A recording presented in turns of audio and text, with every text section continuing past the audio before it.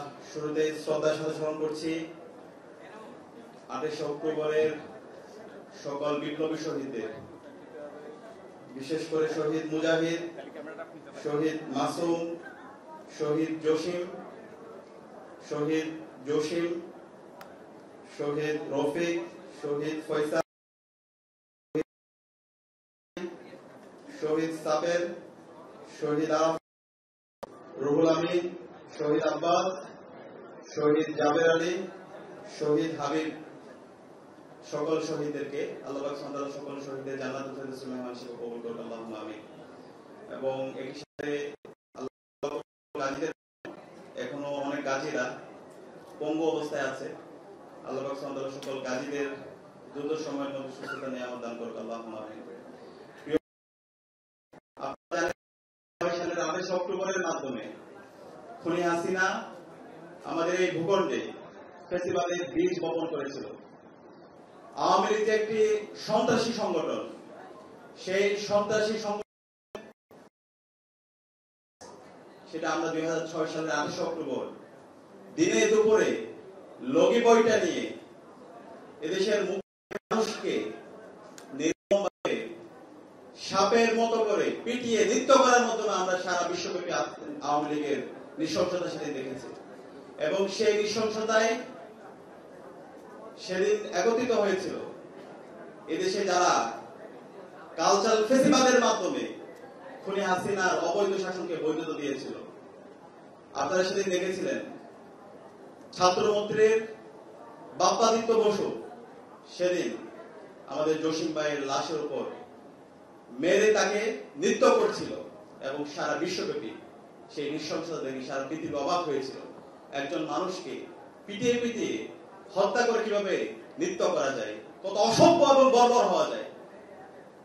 আমরা সেই 28 অক্টোবরের মাধ্যমে বাংলাদেশে ফ্যাসিবাদ মাফিয়াতন্ত্রের বীজ বপিত হতে দেখেছি এবং এরপর থেকে খুনি হাসিনা অবৈধভাবে এদেশে ক্ষমতা দখল করেছিল এবং ক্ষমতা দখল করার পরে এদেশের দেশপ্রেমিক সেনাবাহিনীর 57 জন অফিসারকে হত্যা করেছিল এবং এরপরে যারা এদেশে আজাদী আন্দোলন করেছিল, ফ্যাসিবাদের বিরুদ্ধে আন্দোলন করেছিল, খুন, নির্মম নির্যাতন নিষ্পেষণের মাধ্যমে তাদেরকে দমিয়ে দিতে চেয়েছিল এবং যারা আগ্রাসনের বিরুদ্ধে আধিপত্যবাদের বিরুদ্ধে কথা বলেছিল সেই দেশপ্রেমিক নেতৃবৃন্দদেরকে বিচারিক হত্যাকাণ্ডের মাধ্যমে তাদেরকে শহীদ করা হয়েছিল।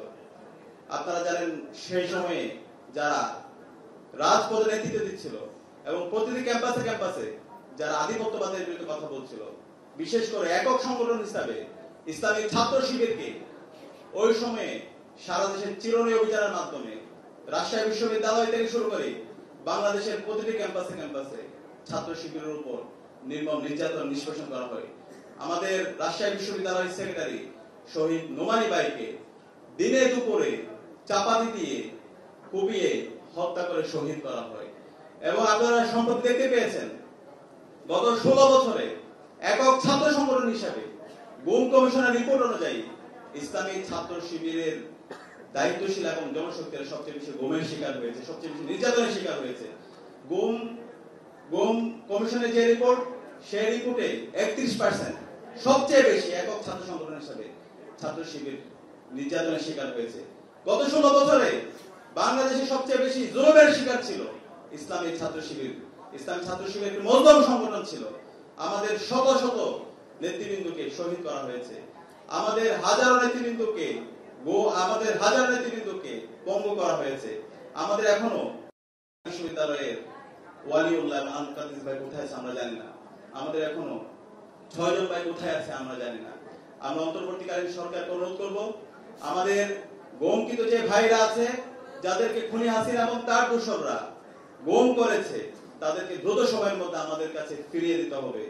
এবং একই সাথে গত 16 বছরে খুনি হাসিনা এবং তার দোসররা বাংলাদেশে যে গুম খুন হত্যাকাণ্ড চালিয়েছে এবং প্রতিটি ক্যাম্পাসে ক্যাম্পাসে শিক্ষার্থীদের উপর যে নিপীড়ন নির্যাতন করেছে, এই প্রত্যেকটা নিপীড়ন নির্যাতনের বিচার এই স্বাধীন বাংলাদেশে হতে হবে। আপনারা জানেন 2012, 13, 14 সালে বাংলাদেশে ফ্যাসিবাদ বিরোধী অনেক বড় বড় আন্দোলন সংগ্রাম হয়েছে। 2013 সালের 28শে ফেব্রুয়ারি আল্লামা দেলোয়ার হোসেন সাঈদীর রায় পরবর্তী সারা দেশে গণহত্যা সংঘটিত হয়। একদিনে প্রায় 200 এর অধিক ভাই বোনকে শহীদ করা হয় এবং 2013 সালের 5 মে শাপলায় গণহত্যা সংঘটিত হয়।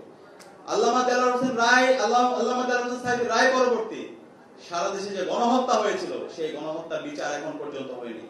শাপলার গণহত্যার যে বিচার, সেই বিচার যে গতি এখন পর্যন্ত ধীর গতিতে চলছে। আমরা অন্তর্বর্তীকালীন সরকারের কাছে অনুরোধ করব, এই সকল গণহত্যার বিচার এই স্বাধীন বাংলাদেশে হতে হবে এবং সকল গুম খুনের বিচার এই স্বাধীন বাংলাদেশে হতে হবে এবং এই 28শে ফেব্রুয়ারিতে 28শে অক্টোবরে যে গণহত্যা হয়েছে সেই গণহত্যার বিচার এই স্বাধীন বাংলাদেশে হতে হবে এবং এই গুম খুনের সাথে যারাই জড়িত আছে সেই সকল জড়িতদের এই স্বাধীন বাংলাদেশে বিচার করতে হবে এবং এই বিচারের দাবিতে যদি আবার রাস্তায় নামতে হয়, আমরা ছাত্র জনতা রাস্তায় নামতে প্রস্তুত আছি। আমরা দেখতে পেয়েছি গত 16 বছরে খুনি হাসিনা এবং তার দোসরদের আওয়ামী লীগের তাদের প্রধান খাবার ছিল বিরোধী দলের লাশ। সেই লাশের উপর লাশ ফেলিয়ে গত 16 বছর খুনি হাসিনা এবং তার দোসররা রাজনীতি করেছে। সুতরাং বাংলাদেশে খুনি হাসিনা এবং তার দোসরদের রাজনীতি করার কোনো অধিকার নাই। আওয়ামী লীগ কোনো রাজনৈতিক দল নয়, আওয়ামী লীগ একটি সন্ত্রাসী সংগঠন। আওয়ামী লীগের যে নেতৃবৃন্দ আছে, আওয়ামী লীগ, যুবলীগ, ছাত্রলীগ এবং খুনি হাসিনা এবং তার দোসরদেরকে যারা এই দেশ থেকে পালিয়েছে তাদেরকে দেশে আনতে হবে। দেশে এনে দৃষ্টান্তমূলক বিচারের আওতায় নিয়ে এসে তাদের প্রত্যেককে ফাঁসি দিতে হবে। এটি দেশের আপামর ছাত্র জনতার গণদাবি। এই জুলাই বিপ্লবে খুনি হাসিনা এবং তার দোসররা আমাদের 2000 ভাই বোনকে শহীদ করেছে, 40,000 ভাই বোনকে গাজী করেছে। এই জুলাই বিপ্লবে যে গণহত্যা এবং শিশু হত্যা সংঘটিত হয়েছে, এই প্রত্যেকটা হত্যাকাণ্ডের বিচার এই স্বাধীন বাংলাদেশে হতে হবে। আজকের 28 অক্টোবর থেকে আমাদের প্রধান দাবি হচ্ছে এই খুনি হাসিনাকে এই দেশে নিয়ে আসতে হবে এবং এই দেশে নিয়ে এসে তার দৃষ্টান্তমূলক বিচারের আওতায় নিয়ে আসতে হবে।